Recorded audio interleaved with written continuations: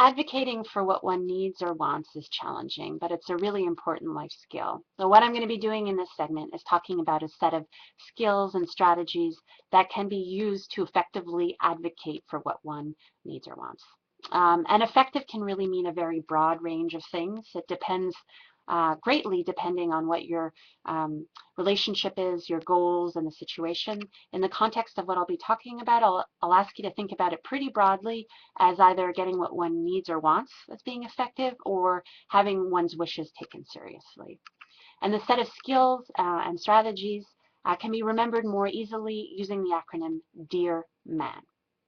So D refers to describe, beginning by describing the situation. And I think it's really helpful to think about almost describing it from a third-party perspective, being objective, sticking to the facts, taking out all the judgments and interpretations that you may be tempted to offer along the way. E is express yourself. So knowing what your feelings are and assuming that people can't read your mind and your heart, that you have to let them know in a way that's constructive. A is assert.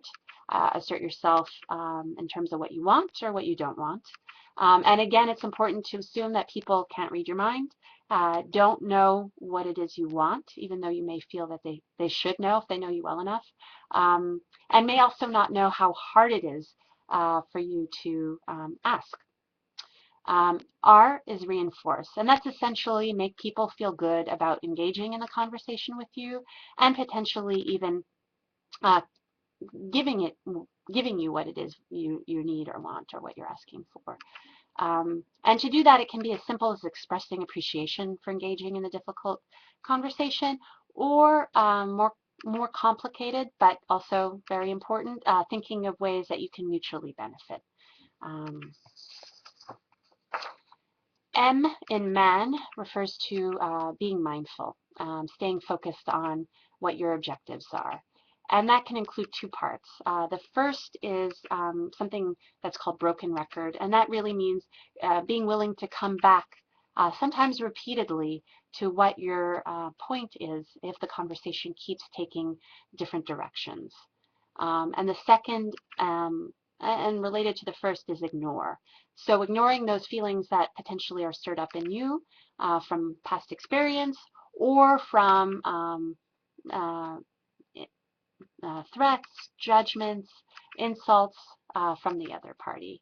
Um, so not letting those derail what's really important to you in the context of that conversation, staying focused on what you want. A in man is appear confident, and that refers to both body posture, maintaining eye contact, having a strong body posture, and also the content of what you say.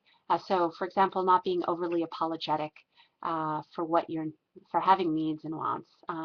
Unfortunately, that can undermine kind of the importance of what it is you're asking for, and maybe even communicate to someone else that you don't really, it's not really that important if you're being all that apologetic about it.